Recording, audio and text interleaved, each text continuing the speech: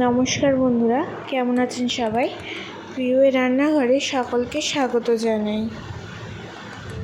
আজকে আবারও একটি নতুন রেসিপি নিয়ে হাজির হয়ে গেছি। আজকের রেসিপি চিংড়ি মাছ দিয়ে পুঁই শাকের চচ্চড়ি। আমার চ্যানেলে তো পুঁই পাতার বড়া রেসিপিটি দেওয়া আছে, তো দেখে নেওয়া যাক পুঁই শাকের চচ্চড়িটি। এটা কিন্তু গরম ভাতের সাথে খেতে কিন্তু দারুণ লাগে। তো প্রথমে এরকম টাটকা শাক নিয়ে নিয়েছি। পুঁই শাকগুলোকে ভালো করে কেটে ধুয়ে নিয়ে এবার আমি ওর মধ্যে কড়াইয়ের মধ্যে জল দিয়ে 1 চামচ মতন নুন দিয়ে ফার্স্টে ডাঁটাগুলো 2 মিনিট মতন সিদ্ধ করে নিয়ে হালকা, তারপর দেব পাতা কিন্তু আগে থেকে দেওয়া যাবে না, পাতা কিন্তু পরেই দিতে হবে।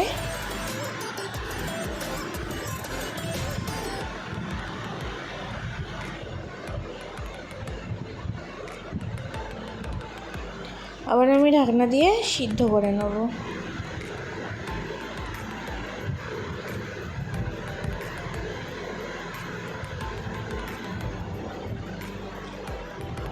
তোমাদের যদি বড় বড় মোটা মোটা ডাল হয় তাহলে কিন্তু আগে থেকে ডাঁটা সিদ্ধ করে তারপর পাতাগুলো দিতে পারো। আমার এগুলো ছোটো বলে একসাথে আমি সিদ্ধ করে নিয়েছি। সিদ্ধ করে এবার আমি ভালো জল ঝরিয়ে রেখে দেবো। এবার ওই কড়াইতে সর্ষের তেল দেওয়ার পর 2 চামচ মতন সর্ষের তেল দেওয়ার পর চিংড়ি মাছগুলোকে ভালো করে ভেজে নেবো।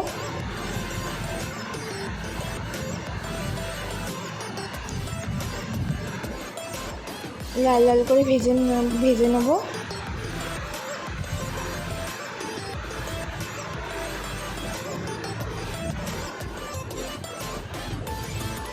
লাল লাল করে ভাজা হয়ে গেলে এবার আমি তুলে নেব।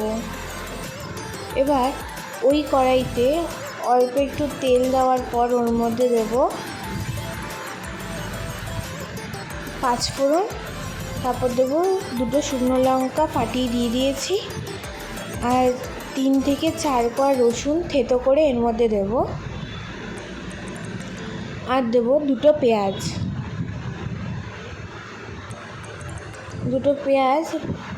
তারপর এবার আমি ভালো করে মিশিয়ে নেব। আগে কিন্তু রসুনটা দিয়ে হালকা ভেজে নেওয়ার পরেই তারপর পেঁয়াজ দিয়েছি। পেঁয়াজটা হালকা লাল লাল হয়ে এলে তারপর দেবো ছোটো ছোটো কেটে রাখা আলুটাও ভাজা হয়ে গেলে তারপর দেবো এর মধ্যে ছোটো ছোটো কেটে রাখা কুমড়ো। আপনারা চাইলে বেগুন দিতে পারেন, আরও অনেক সবজি অ্যাড করা যায়, কিন্তু আমার হাতের সামনে যেহেতু আলু আর কুমড়োটাই ছিল তার জন্য আলু আর কুমড়োটাই দিলাম।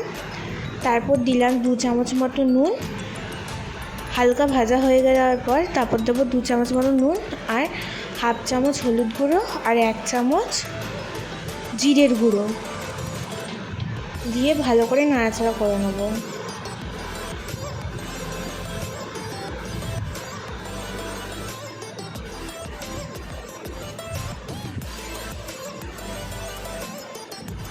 ভালো করে নাড়াচাড়া করে নেওয়ার পর এবার দেব 7 থেকে 8টা চেরা কাঁচা লঙ্কা,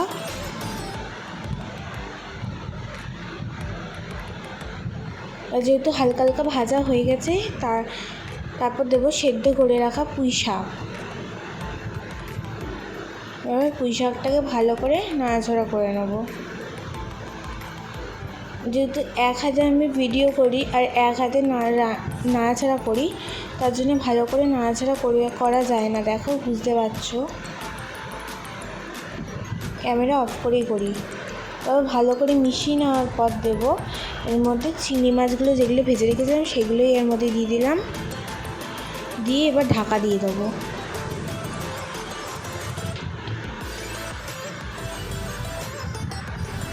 দেখো 3 মিনিট পর গ্যাসের ফ্লেমটাকে আমি লোতেই রেখেছিলাম। গ্যাসের ফ্লেমটাকে হাই করে রেখে দেবে না, গ্যাসের ফ্লেমটা কিন্তু এই টাইমটাতে লোতেই রাখতে হবে।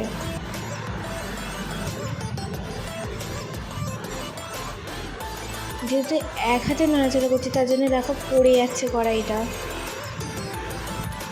ভালো করে নাড়াচাড়া করে নিয়ে নামিয়ে নেবো।